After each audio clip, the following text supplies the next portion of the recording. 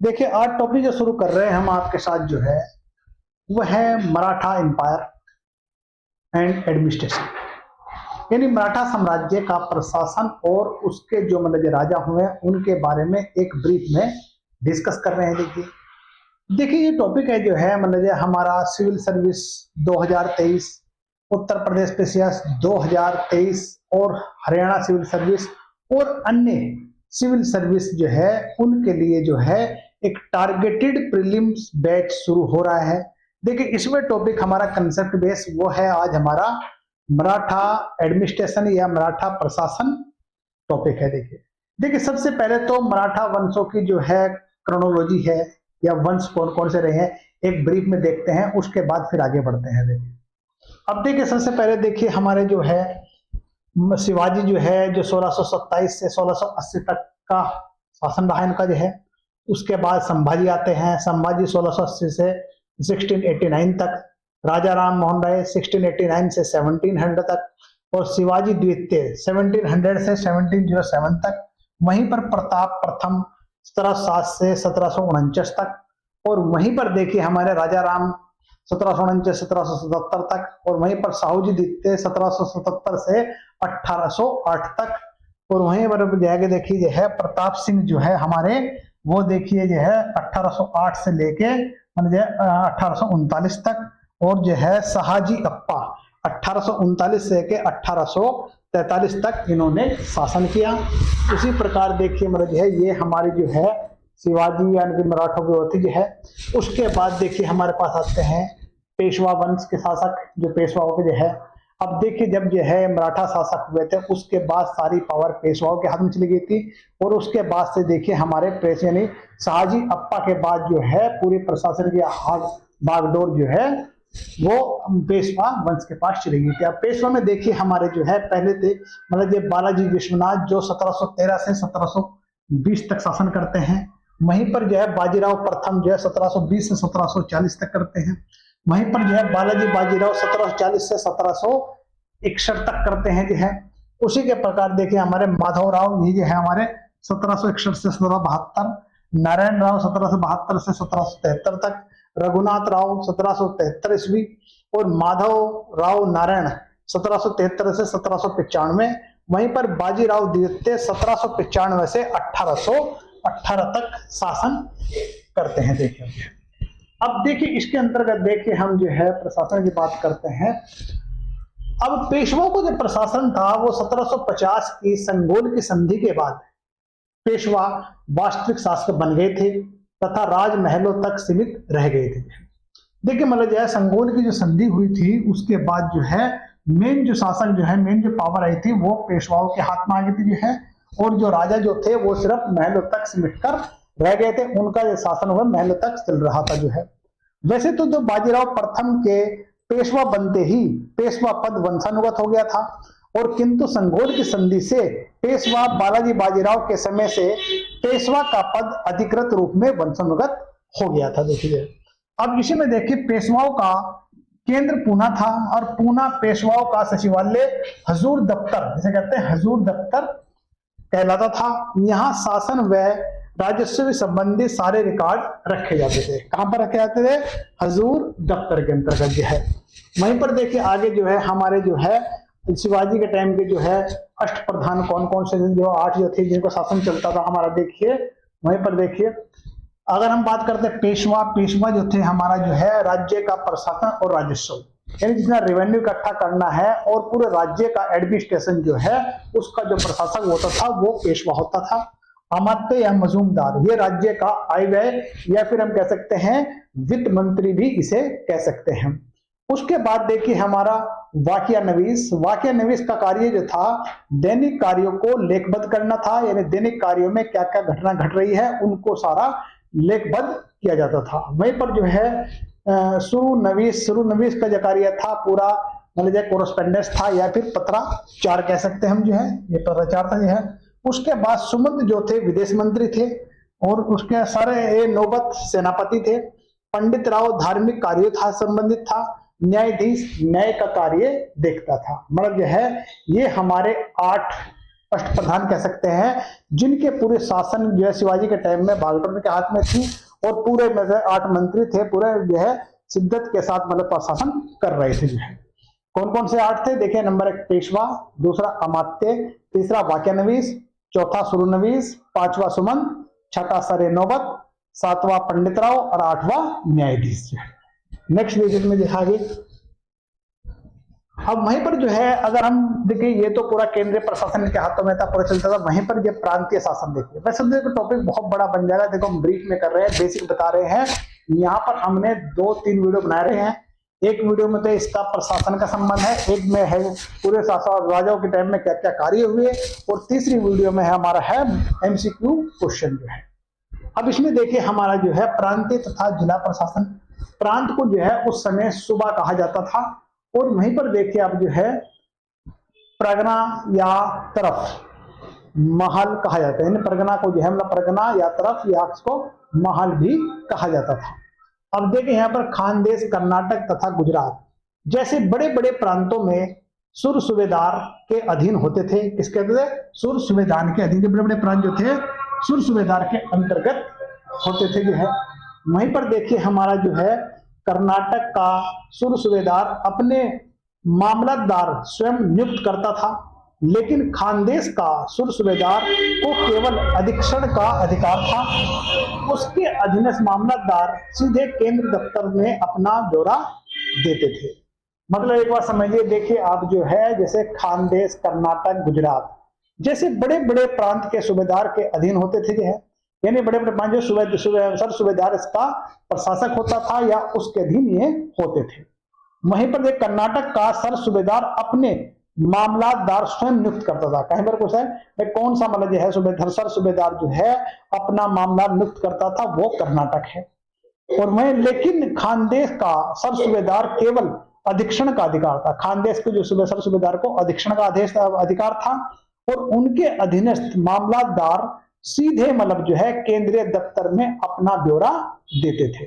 अब देखिए सर सूबेदार के अधीन एक मामलातदार होता था, जिस पर हम मंडल या फिर जिले, सरकार, सूबा इत्यादि का कार्यभार होता था।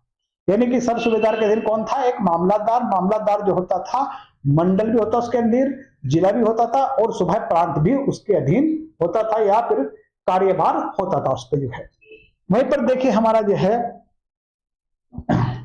मामलातदार तथा कामविजदार दोनों ही जिले के पेशवा या प्रतिनिधि होते थे, और वो सभी प्रकार के कार्यों की देखरेख करते थे। मतलब देखिए मामलातदार और कामविजदार जो है दोनों ही जिले के पेशवा के प्रतिनिधि थे, और वे सभी प्रकार के कार्यों की देखरेख करते थे। ग्राम से कर निर्धारण मामलातदार स्थानीय पटेल के परामर्श से करते थे। मतलब देखिए ग्राम से जो कर का निर्धारण जो मामलातदार जो थे स्थानीय जो पटेल थे उनके परामर्श से करते थे। मामलातदार तथा कामविजदार के वेतन तथा इनके देखिए मतलब है इनके वेतन तथा भत्ते भिन्न भिन्न और जिलों के महत्ता के अनुसार होते थे। जैसे जिला इंपॉर्टेंट था उसके अनुसार के हुए होते थे भत्ते वगैरह जो है। और वहीं पर देखिए आप जो है शिवाजी के काल में ये अधिकार हस्तांतरण होते थे, परंतु पेशवाओं के समय यह अधिकार वंशानुगत हो गए। परिणामतः भ्रष्टाचार को प्रोत्साहन मिला था। अब देखिए जैसे जैसे पद ये है हमारे पेशवाओं के समय में जो वंशानुगत होते जा रहे, तो इससे फिर भ्रष्टाचार करप्शन बढ़ता जा रहा था। वहीं पर देखिए मतलब देशमुख और देशपांडे अन्य जिले के अधिकारी भी थे, जो मामलातदार पर एक नियंत्रण के रूप में कार्य करते थे। किस पर? मामलातदार पर जो है। उनकी पुष्टि के बिना कोई भी लेखा स्वीकार नहीं किया जाता था। ये देखिए मैडम देखें। उसके बाद देखिए कारकून में क्या था? प्रत्येक जिले का एक कारकून होता था, जो विशेष घटनाओं की सूचना सीधे केंद्र को भेजता था। कारकून जो था सारी सूचना जो है सीधी केंद्र को भेजता था। वहीं पर महल का मतलब परगना का जो मुखिया कार्यकर्ता वो था हवलदार होता था, और तथा मजूमदार फडणवीस उसकी सहायता करते थे। देखिए महल का जो मुख्य कार्यकर्ता वो हवलदार होता था, और उसकी सहायता के लिए मजूमदार और फडणवीस उसकी सहायता करते थे। नेक्स्ट आगे देखिए। स्थानीय तथा ग्राम प्रशासन की बात करते हैं। देखिए स्थानीय और ग्राम प्रशासन में देखिए आप जो है, अब मुख्य जो अधिकारी ग्राम का जो मेंबर है, स्थानीय या फिर ग्राम प्रशासन का जो मुख्य अधिकारी होता था वो पटेल था, जो कर संबंधी, न्याय संबंधी, प्रशासनिक संबंधी कार्य करता था। मतलब समझिए आप जो है, ये पटेल जो है ये क्या करता था, एक तो जितने भी टैक्स से संबंधित, दूसरा न्याय से संबंधित, तीसरा प्रशासन के कार्य करता था। यह ग्राम और पेशवा के बीच एक कड़ी था, मतलब जो है एक मीडिएटर था किसके बीच, ग्राम और मतलब जो है पेशवा के बीच एक कड़ी का काम कर रहा था। कौन कर रहा था, ये पटेल कर रहा था। अब पटेल का पद वंशानुगत था, इसका क्रय विक्रय किया जा सकता था। यानी देखिए बड़ी इसमें बात देखिए, पटेल का जो पद था वो वंशानुगत था, उसका क्रय विक्रय किया जा सकता था, इसका आंशिक हस्तांतरण भी हो सकता था। यह इस अवस्था में एक ग्राम में एक से अधिक पटेल हो सकते थे। पटेल को सरकार से वेतन नहीं मिलता था, वह एकत्रित कर का एक छोटा सा भाग अपने लिए रख लेता था और वह समाज का नेता भी होता था। मतलब जो है पटेल एक काफी अच्छी पोस्ट गांव लेवल पर जो है। ये देखिए आगे नेक्स्ट देखिए हमारा जो है, पटेल के नीचे जो अधिकारी होता था वो होता था हमारा कुलकर्णी, जो ग्राम की भूमि का लेखा रखता था। मतलब जो है जैसे आजकल के जो टाइम का जो पटवारी का जो काम है वो हमारा उस समय कुलकर्णी काम करता था।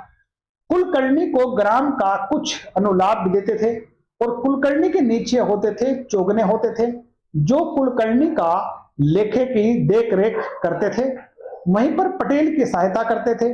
और इसके अतिरिक्त ग्राम में वारा, बलूटे और शिल्पी भी होते थे, जो ग्राम की भिन्न भिन्न सेवाएं करते थे। इसके बदले में उन्हें अन्न मिलता था या अनाज मिलता था। और कुछ ग्राम में 12 बलूटे के अतिरिक्त 12 अलूटे भी मतलब जो है होते थे, जो ग्राम सेवक के रूप में कार्य करते थे। पटेल, कुलकर्णी, चौगुले, बलूटे, अलूटे ये इसके ग्राम के अधिकारी थे। मतलब जो है ये देखिए पटेल, कुलकर्णी, चौगुले, बलूटे, अलूटे ये सब जो है कार्य थे। थोड़ा को ध्यान से देख लीजिए क्योंकि यहाँ पर क्वेश्चन आते हैं वो अक्सर गड़बड़ होते हैं, तो यहाँ ये गड़बड़ नहीं होने चाहिए। नेक्स्ट देखिए हमारा जो है, अब ये न्याय प्रशासन की बात करते हैं। न्याय प्रशासन के अंतर्गत देखिए हमारा जो है, मराठों का नागरिक प्रशासन मौर्य प्रशासन से बिल्कुल मिलता जुलता था।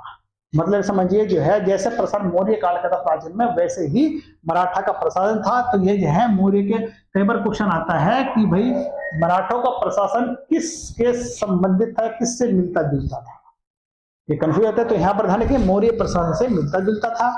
वह नगर का शासक होता था और उसका कर्तव्य महत्वपूर्ण झगड़ों का निपटाना, ठीक है, मूल्यों को नियमित करना, नगरों के आने जाने वाले का ब्यौरा रखना, राजपथों, मकान, गलियों आदि के झगड़े आदि को निपटाना, सरकार को इन कार्यों के मासिक ब्यौरा भेजना आदि होता था। कोतवाल नगर का मुख्य दंडाधिकारी और पुलिस मुखिया होता था। देखिए कोतवाल देखिए है ये मेन था नगर का। देखिए अब जो है नगर का जो है ये दंडाधिकारी भी होता था और पुलिस अधिकारी भी होता था। ये हमारे कोतवाल की बात करते हैं। नेक्स्ट देखिए हमारा जो है,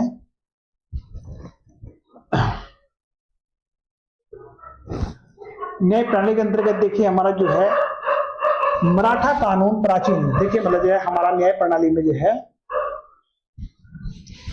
मराठा कानून प्राचीन संस्कृत स्मृति ग्रंथों तथा दाय भाग मनुस्मृति आदि पर आधारित था। किस किस पे था देखिए, मराठा कानून प्राचीन संस्कृत स्मृति ग्रंथों दाय भाग मनुस्मृति आदि पर आधारित था।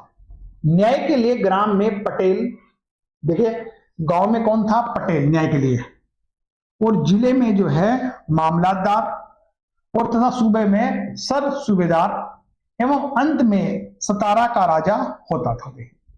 देखिए क्रम देखिए आप जो है, न्याय के मामले में ग्राम का में जो होता था पटेल होता था, और जिले में जो है मामलादार होता था, और सूबे में सर सूबेदार, और अंत में जो है सतारा का राजा होता था।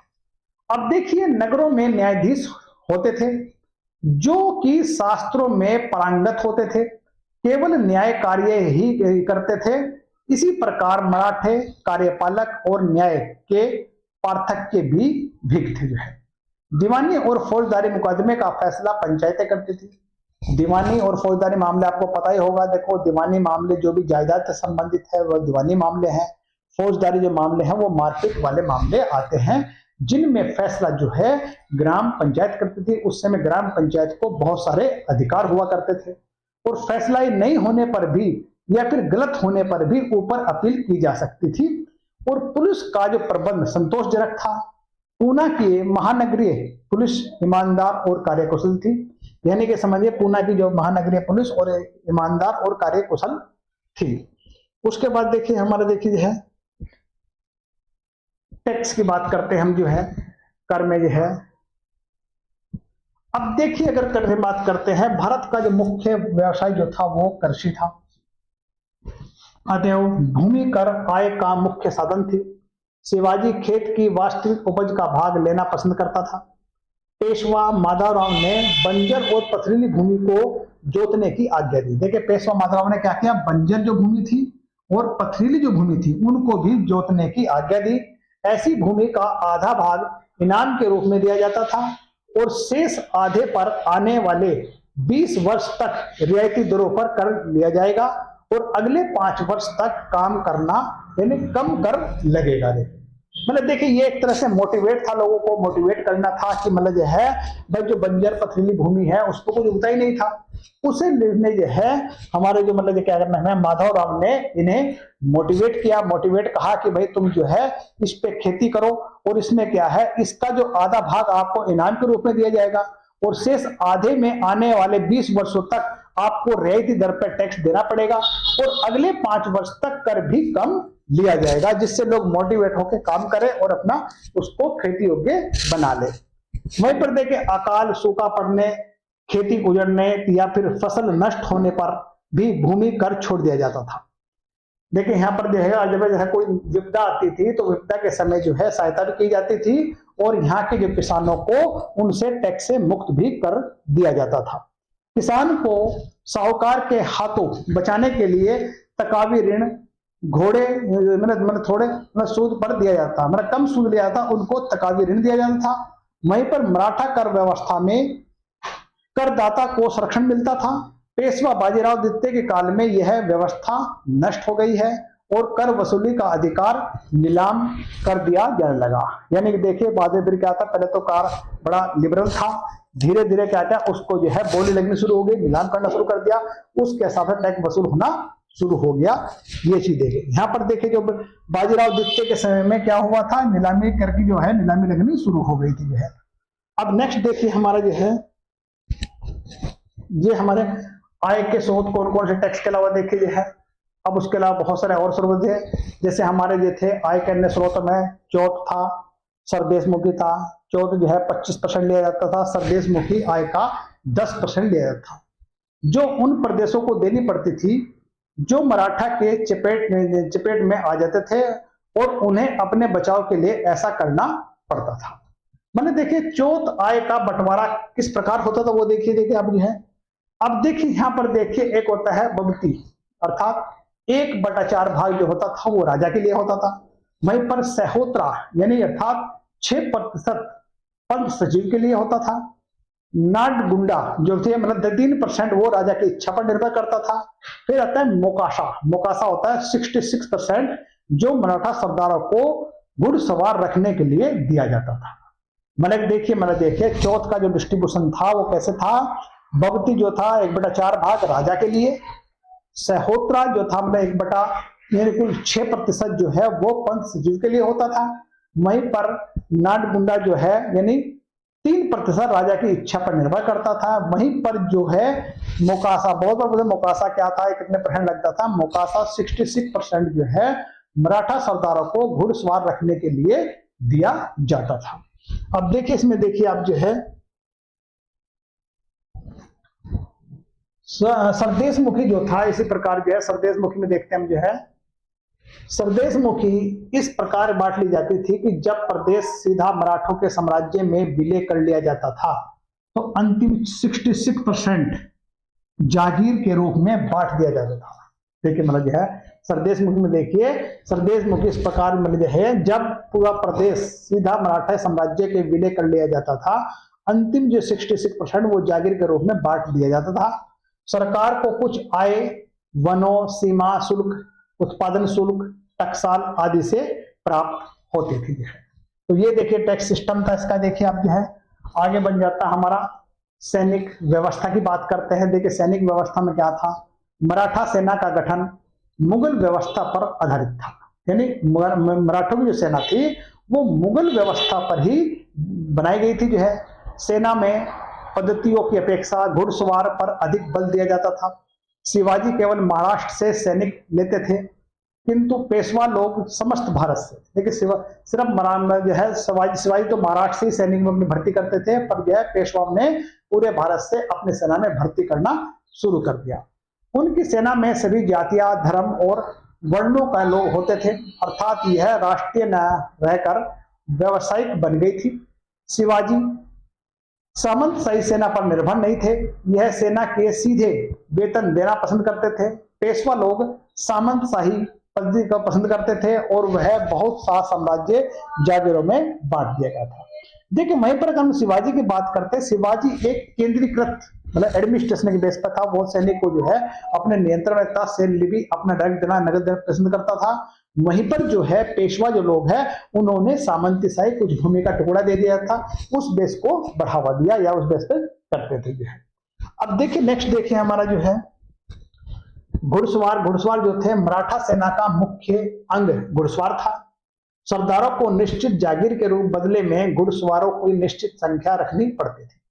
मतलब कि मराठा सेना का जो मुख्य अंग था वो घुड़सवार था और सरदारों को जो है निश्चित जागीर के बदले में, जो जागीर के बदले से मनसब भी कहते थे हम जो है, उसके देखिए निश्चित जागीर के बदले घुड़सवार की निश्चित संख्या रखनी पड़ती थी।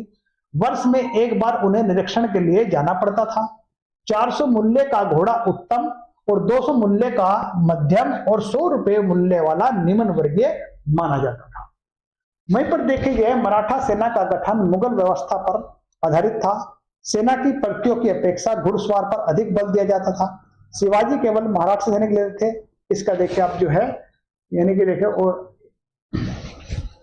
अब इसमें जो है अगर हम बात करते हैं, देखिए घोड़े के मूल्य की बात करते हैं, 400 का मूल्य घोड़ा उत्तम था, 200 रुपए का मध्यम था और 100 रुपए का निम्न वर्गीय माना जाता था। वहीं पर जो है पदाती सेना की बात करते हैं तो इसमें सभी जाति के लोग थे। यूरोपीय लोग भी पेशवा की कुछ टुकड़ियों में कार्य करते थे। बयाड़ द्वारा प्रशिक्षित रेजिमेंट का व्यय 26,242 रुपए प्रतिमास था। कमांडर का जो है 3,000 रुपए प्रतिमास, कप्तान का 450 रुपए प्रतिमाह, लेफ्टिनेंट का 250 रुपए और सर्जेंट का 90 रुपए तथा हवलदार का 15 रुपए प्रतिमास मिलता था। इनको ये सैलरी मिलती थी जो है। आगे देखिए हमारे पास देखिए जो है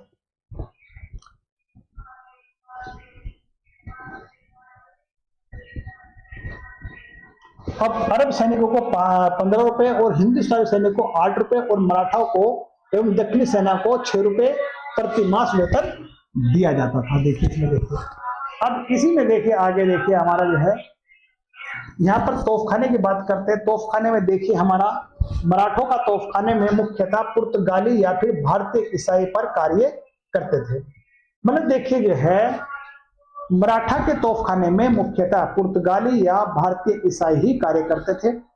पेशवाओं ने तोप और गोले बनाने के लिए जुन्नार जिले में अंबे गांव तथा पूना में 1970 में कारखाने स्थापित किए थे, परंतु बहुधा पेशवा लोग मतलब बहुत से पेशवा लोग अपनी तोपे तथा गोले की आवश्यकता के लिए अंग्रेजों और पुर्तगाली पर निर्भर थे। जो है मतलब जो है वो अंग्रेज से ही या पुर्तगाली से ही डिपेंड करते थे, क्योंकि वही उनके तो गोले और तोपखाने में काम करते थे। अब अंग्रेजों के पास पश्चिम तट पर एक शक्तिशाली नौसेना भी थी और पेशवाओं ने भी अपनी नौसेना बनाई, परंतु इसका प्रयोग प्राय वह समुद्री डाकुओं को रोकने या आने जाने वाले जहाजों को जकात प्राप्त करने या फिर मराठा बंदरगाहों की रक्षा करने के लिए किया जाता था। बालाजी बाजीराव के अधीन ही एक एडमिरल को 1186 रुपए और अन्य अनुदान मिलता था। देखिए ये तो मैंने आपको पूरे प्रशासन के बारे में एक बेसिक कंसेप्ट के बारे में बताया। देखिए इसे पढ़ने का देखिए इससे संबंधित कोई क्वेश्चन आता है तो गड़बड़ाएगा नहीं आपका। फिर इसी के साथ अगर आप जो है MCQ वाली वीडियो भी देख लेंगे प्रैक्टिस कर लेंगे तो आपका सामान्य अध्ययन के अंतर्गत कोई क्वेश्चन गलत नहीं होगा। इसलिए इसको जो है नेक्स्ट मिलेगा आपसे जो है